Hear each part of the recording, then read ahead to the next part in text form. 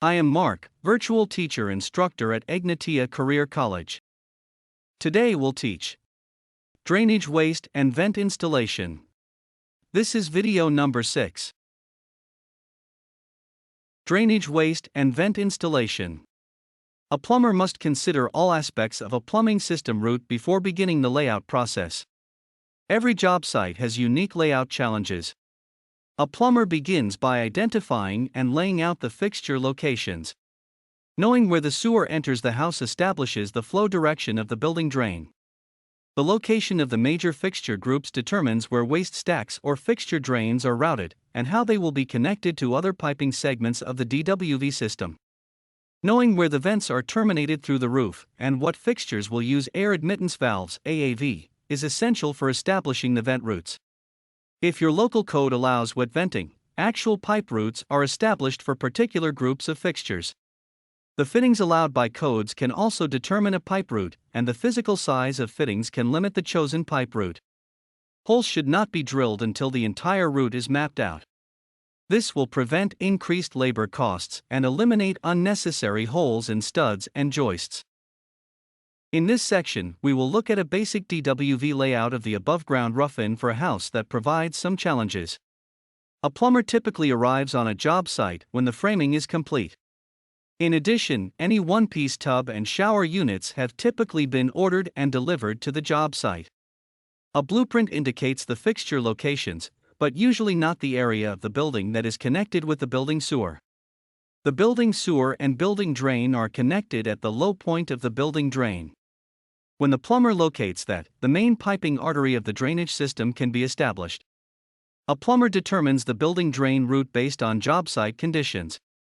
Some job sites require the piping system to begin at the building drain exit location. Other conditions dictate that the piping must be installed so that the last connection of the building drain is made with the building sewer. Many plumbers install the piping on the floors above and stub all vertical drains into a basement or crawl space. Then they install the building drain. Personal preference plays a large part in the actual layout process. Most companies focus more on the productive installation of a particular job site or task than on whether the building drain is installed before the vertical piping. Scope of work. The scope of work is the total knowledge of the entire project, including the types of materials and fixtures and the design. You must locate all the fixtures throughout the house to understand the scope of work required to complete the DWV system. Then scan the entire bathroom or other related areas to determine a pipe route, focusing on the conflicts with structural designs such as beams, load-bearing walls, or joists. The unfinished crawl space area below the first floor would be a desirable pipe route due to its ease of installation. If the area below the first floor were a finished basement, the pipe route would have to coordinate with the design intent of that space. The location of underground vertical riser piping penetrating the concrete floor must take into account the pipe routes established to serve upper floors. Guest bathroom layout. The bathroom with only a toilet and sink is known as a half bathroom, half bath, because it has only a toilet and a lavatory. A full bath has a toilet, lavatory, and bathtub or shower. The toilet and pedestal lavatory are located along an interior wall with a stairwell directly behind the fixture. The water heater sits below the stairwell landing. Access must be provided, so piping can be installed in that area that is not in the center of the wall. Note the first floor guest bathroom fixture layout and the direction of the floor joists in the living room area. The stairwell wall continues through the floor above, which means that it might be possible to route the vent pipe vertically up to the attic. If the vent cannot be installed in a continuous manner in a wall, it can be routed within the second floor joists. Kitchen sink layout. The kitchen sink is centered directly below a window, and the exterior wall studs are load-bearing. If your local code allows an AAV, it can be installed below the kitchen sink to minimize labor costs. Eliminating the need to drill holes through the wall studs saves labor, but more important, the structural integrity of the wall is protected. If codes do not allow an AAV, the vent pipe can be routed in the exterior wall studs up through the second floor where it is connected with the venting system above or terminated independently to open air through the roof. The vertical drain pipe penetrating the floor can be located in the wall, or it can penetrate the floor where the cabinet will be installed. Where the pipe penetrates through the floor is typically coordinated with where the garbage disposer is located in the sink. The desired drain location is on the opposite side of the disposer, to allow for more creative piping possibilities during the trim-out phase. The rough-in using an AAV that has piping penetrating through the cabinet base requires only the pipe to stub up from the crawl space. The remaining piping is completed when the sink is installed during the trim-out phase. A typical sink cabinet base is 36 inches wide, but a plumber must confirm those dimensions on a blueprint. Master bathroom. It is not uncommon for an architect to locate the plumbing fixtures on the exterior wall of a house, which poses a challenge for the plumber. In such case, it is important for a plumber to know drilling and notching codes. For example, a 3 inches pipe that serves a toilet needs a 3 5/8 inches hole to be drilled through a joist, but some drilling and notching codes may not allow it where the layout requires. Fortunately, the joists in the example are traveling in a direction that allows the toilet piping to be installed between two joists. A plumber must approach a piping route to a bathroom group based on the piping requirement for the toilet. If wet venting is legal in your area, the lavatory drain and the vent for all the fixtures can be routed as a single pipe. If wet venting is not legal, a more difficult bathroom layout than the one illustrated in this lesson may be required. Individual vents would need to be installed. Exterior walls that have a 3 inches waste stack might have to be constructed with 2 by 6 wall studs instead of 2 by 4 studs to accommodate the 3 inches pipe and fittings. If a 2 by 4 wall is constructed, a plumber might have to find an alternative pipe route because he or she might not be allowed to cut the outside band joist enough for the 3 inches sanitary tee to be installed. An alternative would be to install the vertical piping in the interior wall of the stairwell, because the piping could still be routed in the direction of the second floor joists. Hall bathroom. The direction of the joists often dictates the pipe route. It might not be possible to drill through a joist to install a 3 inches pipe, because large diameter holes pose a threat to the structural integrity of a joist. Most codes dictate that a joist cannot be drilled in the top and bottom 2 inches, and many codes do not allow large diameter holes in the middle 1/3 of the joist span. A plumber often has to route the piping system serving a bathroom separately to avoid violating drilling and notching codes or to increase productivity. The toilet in the hall bathroom can be served by routing the 3 inches pipe in the same direction as the floor joists. This type of piping configuration would require wet venting if allowed. The bathtub located in the hall bathroom could be piped in 2 different ways. The bathtub piping had to be routed using a separate waste stack as shown in this picture.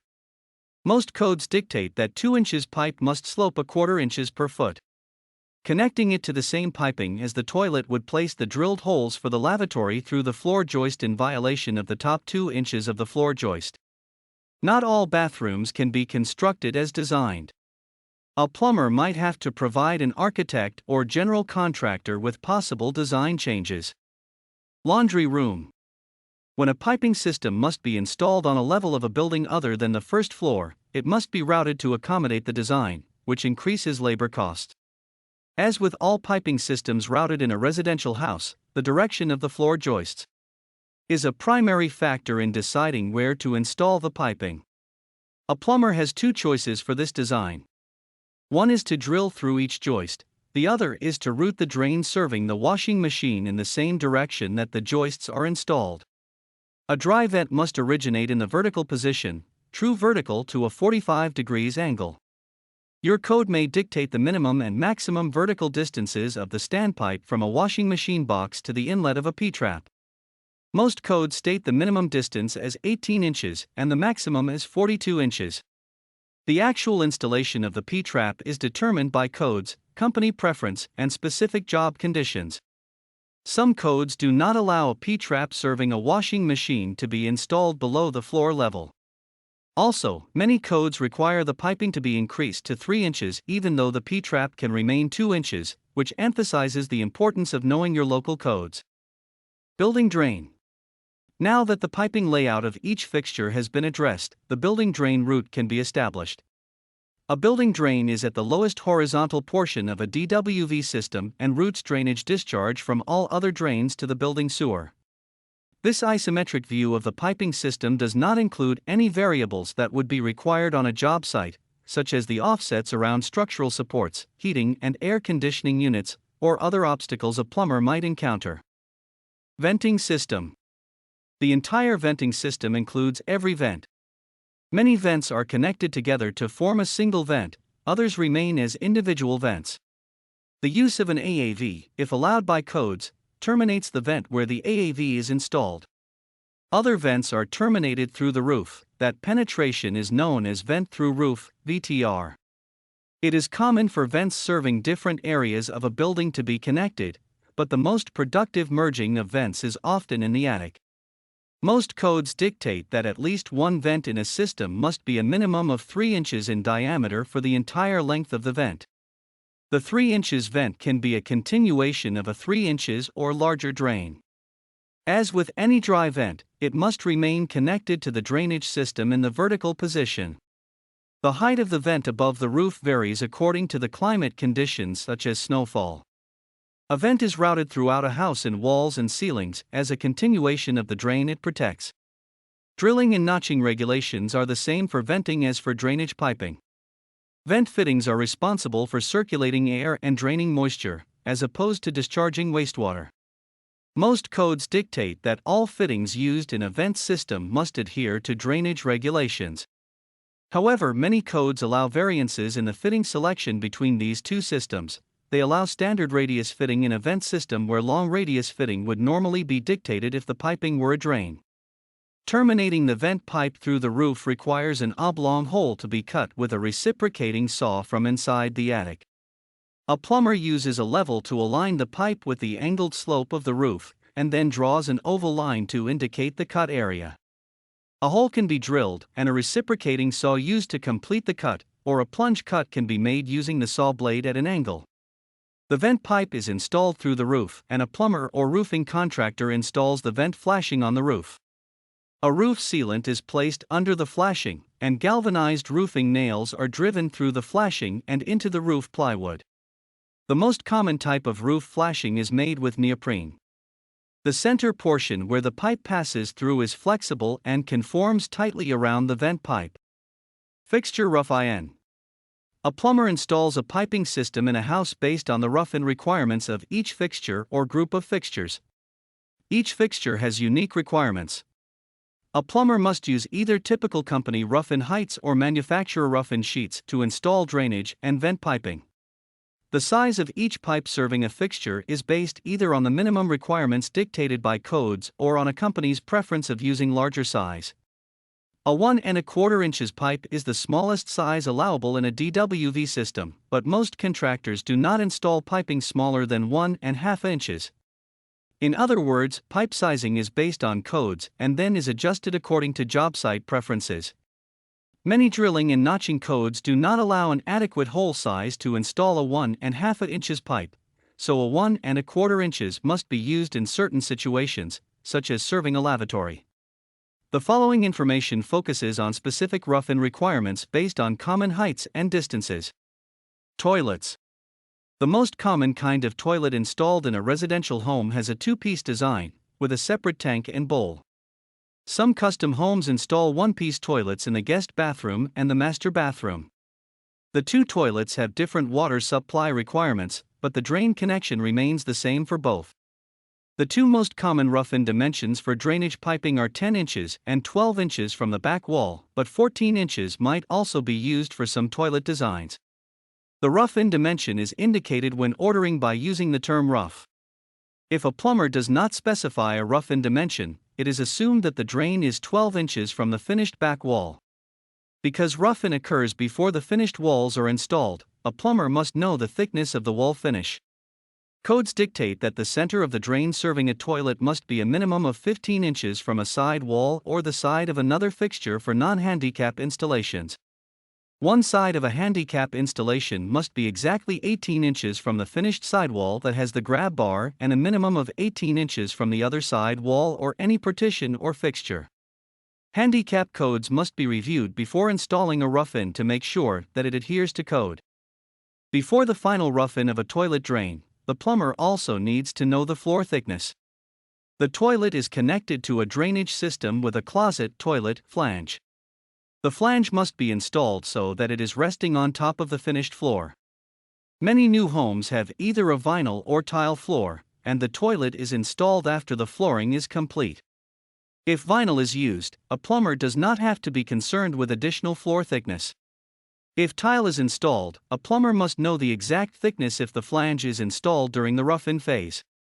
Many plumbers install the flange during the trim-out phase to ensure an exact installation. Others install it during rough-in, but leave the flange above the plywood. A tile contractor then installs the finished floor under the flange. A closet flange has 4 designated holes to receive non-corrosive wood screws. It must be fastened securely to the wood flooring to prevent the toilet from moving after it is installed. The hole cut into the floor must be properly sized to allow the piping and flange installation. A hole that is cut too large does not allow the securing wood screws to be installed. Lavatory. The 2 most common residential lavatory installations are pedestal and countertop designs. A pedestal sink has exposed piping. The center of the drain rough-in is installed so that it is in the center of the sink. A plumber must route the horizontal drain piping, waste arm, through the wall studs if the vertical piping is not located in the same area of the sink center. The piping to a countertop lavatory is not visible from the room, so a plumber can install the rough-in piping away from the center of the sink and complete the piping in the cabinet. A 2-piece P-trap has a 90 degrees portion and a J-bend portion that allows the J-bend to swivel away from the center of the stub-out piping. The size of the trap dictates the dimension of the trap swing. A 1 1/4 inches trap is the most common size installed for a lavatory. The average trap swing of a 1 1/4 inches P-trap is 3 inches. A plumber can install the center of a drain rough-in 3 inches on either side of the center of a countertop sink. This can save labor when the vertical piping is routed in a different wall stud cavity from the center of the sink. By not drilling an additional hole in a wall stud, less labor is used and the structural integrity of the wall is protected. Many pedestals have a small, designated area in which to install the drain connection that does not accommodate the swing P-trap. This figure compares a countertop and pedestal lavatory rough-in, and shows that for a pedestal lavatory rough-in, a plumber must be more exact. Bathtub. If a 2-piece P-trap is used, the center of the rough-in piping can vary, similar to what is shown in this figure. A bathtub is typically connected during the rough-in phase of construction. The direction of the horizontal piping that is connected to the vertical stack depends on job site conditions. The location of the bath waste and overflow, BWO, depends on the tub design. The drain is usually connected to the P-trap within 2 inches of the wall. This close proximity to the wall, as well as the physical size of a P-trap and the connecting sanitary tee, often dictate that the rough-in of the vertical drain must be installed away from the center of the tub. If a horizontal waste arm is routed from a location that is not near the tub, the maximum allowable distance from a trap to the center of the vent is regulated by codes. These distances are listed in a chart in your local code book, most of which dictate that the 1 1/2 inches drain with a 1 1/2 inches P-trap cannot travel more than 5 feet. Some BWO designs have a dual connection option. A plumber can connect a dual option BWO to the P-trap using a trap adapter or a female adapter.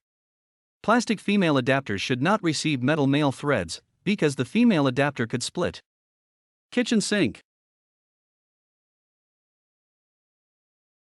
Kitchen sinks are installed in various locations, but the most common one is on an exterior wall directly below a window. Installing the drain and venting system poses a challenge if the exterior wall studs are 2 inches by 4 inches boards. The window has several load-bearing studs, and some codes may not allow the required hole sizes to be drilled. In addition, the vent cannot be transitioned horizontally until it is 6 inches above the flood level rim of the countertop, which is the rim of the kitchen sink. It is typically 36 inches above the finished floor. The wall space between the countertop and the bottom of the window typically does not accommodate the horizontal transition of the vent pipe. Most drilling codes do not allow more than 40% of a load-bearing stud to be drilled out. A 2x4 wall is 3 1/2 inches wide. Therefore, a 1.4 inches, 1 3/8 inches, hole is the largest diameter that can be drilled, which does not accommodate the outside diameter of a 1 1/4 inches pipe. Some codes allow 60% of a load-bearing wall to be drilled if it is doubled with another wall stud. However, no more than 2 doubled load-bearing studs can be drilled consecutively. 60% of 3½ inches is 2.1 inches, 2 1/16 inches, which allows a 1½ inches pipe to be installed. A typical window frame is supported by at least 2 wall studs, and some inspectors require that additional studs be installed before drilling the window framing studs. Many local plumbing and framing inspectors do not allow 2 inches holes to be drilled through 2x4 exterior wall studs, so a plumber must use an AAV. The introduction and approval of an AAV has eliminated the need to install an individual vent to serve a kitchen sink. If a vent must be installed and the window framing wall studs can be drilled, a plumber has 2 options. One is to place the vertical drain and vent in the wall cavity adjacent to the window, and to install a waste arm to the sink location. The other is to install the vertical drain below the window and offset a 1¼ inches vent at a 45 degrees angle into the wall cavity adjacent to the window. The 45 degrees installation of the vent means the holes must be drilled at an angle into the wall studs, which is more labor intensive than drilling straight through a wall stud. Washing machine. Washing machine boxes are installed during the rough-in phase between 2 wall studs. Most codes dictate that the minimum size drain connection of a box, whether plastic or metal, is 2 inches. Plastic types are solvent welded. Most metal ones have female threads that receive a male adapter to connect to plastic DWV pipe. Most codes do not allow plastic boxes to be installed in a fire-rated wall. The P-trap is installed within the wall stud cavity either below the washing machine box or below the floor, but some codes mandate that the trap must be installed on the same floor as the washing machine. The UPC also mandates that the trap on the same floor must be no closer than 6 inches or further than 18 inches above the floor. The vertical pipe that is connected from the washing machine box to the P-trap inlet pipe is the standpipe. The IPC states that the standpipe cannot be shorter than 18 inches or longer than 42 inches, but UPC states 18 inches and 30 inches, and that distance is above the trap weir. The height of the washing machine box may also be regulated by codes, with some codes stating that the overflow height of the box must be at least 36 inches and not more than 42 inches from the floor. Some codes dictate that a washing machine installed on any floor with an occupied floor below must have a safety pan. A plumber installs the drain piping for a safety pan during the rough-in phase, and the pan is installed during the trim-out phase. The safety pan drain is typically 1-inch copper or plastic pipe made of water distribution materials. It does not have to comply with drainage fitting regulations. The drain typically terminates on the exterior of the house and cannot directly be connected to the drainage or vent system. Check your local codes for termination locations and heights of the washing machine safety pan drains above the ground. Shower pan. A shower has a P-trap similar to a washing machine. Some codes allow a 1½ inches trap to connect a shower, others dictate a 2 inches minimum trap size. The drain assembly for a one-piece shower unit or a pre-molded shower base is typically provided with the unit. The piping exiting the shower floor is connected with the P-trap located below the floor. Most codes require a tiled shower located on a wood floor or above a finished area to have a safety pan installed, so a plumber must install a 3-piece shower drain. The most common type of safety pan is a PVC liner, which is installed by a plumber during the rough-in phase.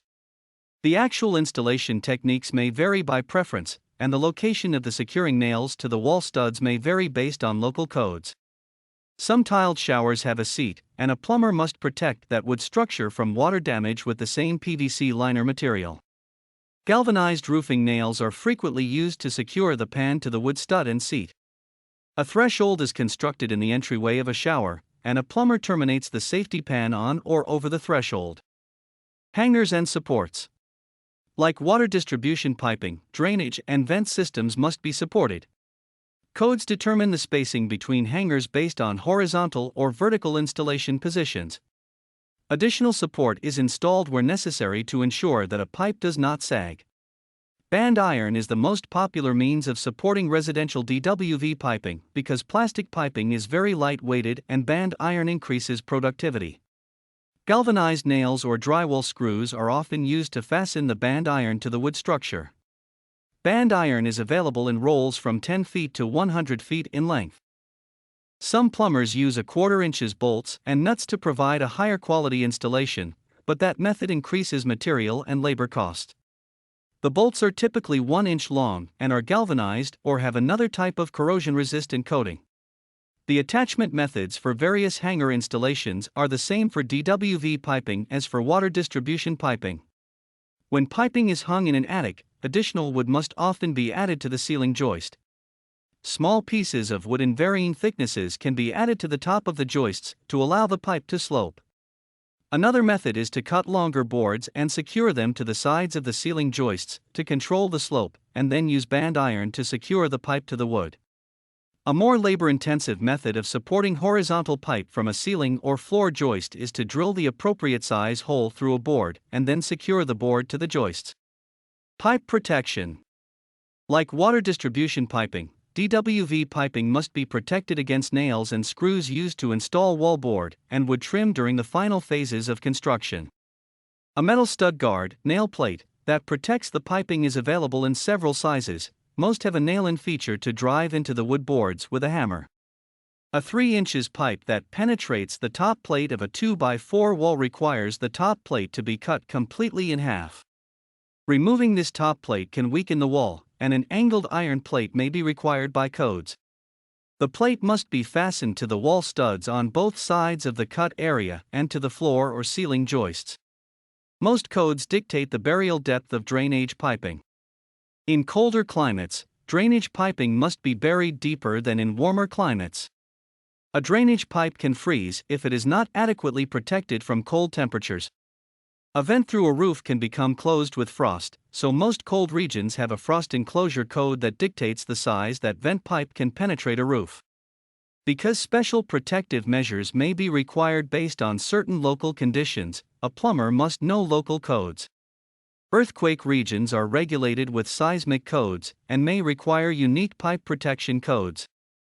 Connection to dissimilar pipe. A connection between dissimilar pipes is not as common on a new construction site as on a site that has been repaired. Connecting the plastic DWV pipe inside the house to a municipal sewer may require a transition between two different materials. Many custom homes use a cast iron pipe installed vertically in a wall to provide a more silent water flow through the pipe. The transition between cast iron and plastic can be achieved in two ways. A transition coupling is a rubber sleeve with stainless steel tightening clamps that creates a watertight connection. Using a transition coupling may not be legal in a house. Many codes allow their use only below ground. A cast iron pipe installed in a vertical position places all the weight of the pipe downward onto the connecting pipe. All codes approve of a specialty fitting designed to connect plastic DWV pipe to no-hub cast iron pipe. The adapter is solvent welded, glued onto the plastic pipe, and a no-hub clamp, coupling, connects the adapter to the cast iron pipe. Threaded male and female adapters used to connect various dissimilar pipes are approved by all codes. Copper DWV pipe is not often used for residential drainage and vent installations, but when it is, it can be connected to other materials with a brass DWV male or female adapter. A unique clamp, coupling, similar to a no-hub clamp, is available and approved by most codes to connect DWV copper to cast iron. A no-hub clamp and transition couplings are offered in various sizes, including reducing sizes to connect two different sized pipes together. Testing DWV systems. DWV pipe and fitting must be tested using a test method determined by codes. The most common is a water test in which a plumber fills the piping system with water and then visually inspects it. Most codes dictate that a 10 feet head of water must be used to apply about 5 pounds per square inch (psi) of pressure above the highest connection. Some codes allow a plumber to install a 3 feet head of water above the highest drainage connection and do not require that the vent system be tested. Still, other codes state that the entire drainage and vent system must be filled with water up to the highest vent through the roof. Extremely cold regions must fill the system the same day as the inspection so that the DWV system does not freeze. Some codes allow an air test to be applied with 5 psi when water is not available, but most plastic piping manufacturers caution against using air for testing their products. Caps, test balls, and test plugs are used to seal pipe ends and portions of piping systems to allow the pipe to retain the water or air. Solvent welded test caps are used to seal plastic piping ends. With a test tee, a blow-up rubber test ball is inserted into the pipe and air is injected into the ball to expand inside the pipe. Test balls are available in the same sizes as DWV pipes and can also be used to seal a pipe end. Test balls are available in 2 different lengths, and most cannot be subjected to more than 40 psi or whatever the manufacturer states. Rubber test caps with a stainless steel clamp and worm drive screw, similar to a transition coupling, can also be used to seal a pipe end. This figure illustrates the 10 feet head test that is used to inspect a system for leaks and prepare it for a plumbing inspection.